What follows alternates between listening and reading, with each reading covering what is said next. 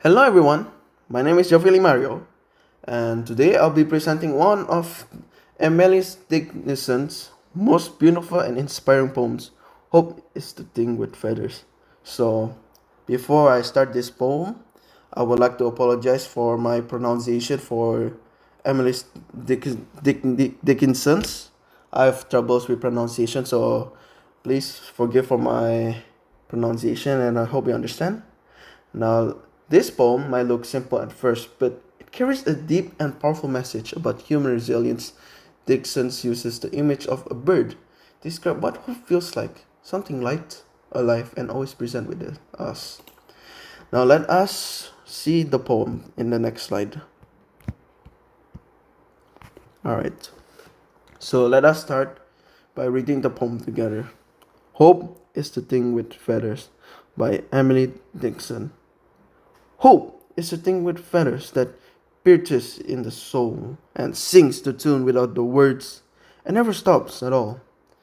And sweetness in the gale is heard, and sorrow must be the storm that could abash the little bird that kept so many warm. I've heard it in the chillest land and on the strangest sea, yet never, in extremity, it asked a crumb of me. This short poem has only three stanzas, pretty short, but it captures something universal, like that no matter what we go through, no matter the situation, no matter how bad our situation is, hope still stays with us, quietly keeping us strong. Alright, on to the next slide. Now for the title. The title, Hope is the Thing with Feathers, is actually the first line of the poem. Dixon's never titled her poems, so editors often use her first line as a title. The thing with feathers here is a metaphor for hope. Dixon compares hope to a bird, something gentle, free, and enduring. Just like the bird that keeps flying through the wind, hope also keeps us moving forward even during that hard times. I really love how she doesn't call it just a bird. She says the things with feathers. It makes hope sound mysterious and universal. Like it's not something that we can fully describe, but something we can definitely feel inside us. Now on to the next slide for our typography. Now we got a short lyric poem, three stanzas, four lines each, uses dashes, typical for Dixon style, and no title originally. First line serves as a title. So this poem is short, but it every word feels deliberate. Dixon used her unique writing style, short stanzas as I stated just now, four lines, and our famous uses of dashes. Now, those little dashes might seem small, but they are part of how she created a rhythm and emotions.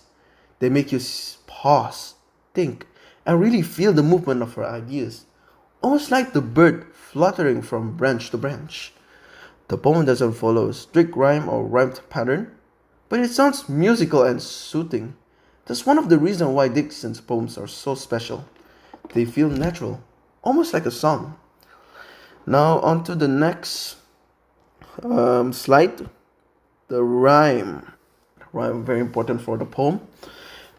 Now, if we look closer, the rhyme is like A B C B in every stanza. That gives the poem a soft, balanced flow. The rhythm isn't heavy or dramatic, it's gentle and calm, matching the message about quiet hope. Dixon also uses sound devices like alliteration and internal rhyme. For example, soar and storm, or herd and bird. These little echoes make the poem feel alive, like the wings of the bird beating softly, keeping a steady rhythm in our hearts. Now onto the diction slide. The word Dixon chooses are simple but full of warmth, like feathers, withers, warm, and soul. Even when she mentions storms or cold lands, her tone stays hopeful and calm. The simplicity of her diction shows that hope doesn't need fancy language. It's something everyone can understand and feel. It's a reminder that hope is not loud or dramatic. It's quiet, soft, but always there. Now, on to the next slide, the language style and figurative language.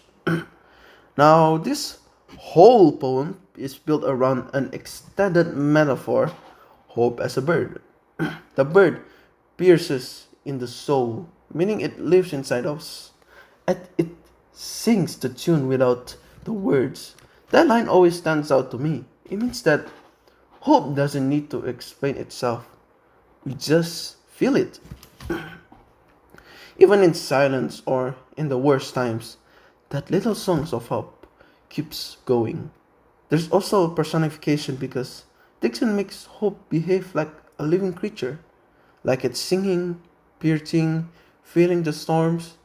That gives the poem warmth and emotions like we're connecting to something alive in us, inside us. Sorry. Now to the next slide. Now the imagery.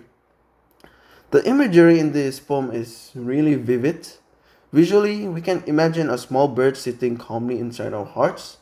Auditorily, we can almost hear it singing, soft, constant, and comforting. Emotionally, the poem brings a sense of peace and reassurance. Even when Dixon described the chillest land or the strangest sea, she's showing that hope survives anywhere, even in the coldest or most distant places, even if it's somewhere that's impossible to reach there. Hope is somehow there. That's how powerful it is. Now, for the inner elements or meaning layer, as its core, this poem is about resilience. Dixon is telling us that hope is always there, it never disappears. No matter how bad things get, even when we feel like giving up, that little bird keeps singing quietly within us. The tone of the poem is gentle, grateful, and admiring. It's like that she's saying thank you to hope for staying with her, for keeping her warm, for never asking for anything in return. The last line, it asked to crumb of me, really shows that hope gives us strength freely. It doesn't demand anything, it just exists to help us survive and move forward. Now, for my reflection, Dixon reminds us that hope lives inside everyone, helping us stay strong through life's storm. It's a quiet, constant force that keeps our spirit alive. Now, I want to add a little bit more on the reflection because I have a little bit more opinion. So, in the end, Dixon reminds us that hope is one of the most powerful forces in life. It doesn't shout or demand attention. It's quiet, gentle, and always there, singing it even when everything else feels dark or silent. Personally, I think this poem teaches us to appreciate that little spark inside us, the one that helps us keep believing that things will get better. So whenever we face the challenges, we can think of that things with feathers, that small bird in our soul, and remember that hope never stops singing. Alright, this is the end. Thank you for listening. That was my analysis of Hope is the Thing with Feathers by Emily Dickinson, a poem that reminds us that even the hardest moment, there are always a song of hope within us. And I hope that you learn something with this analysis, and I hope you have a great day.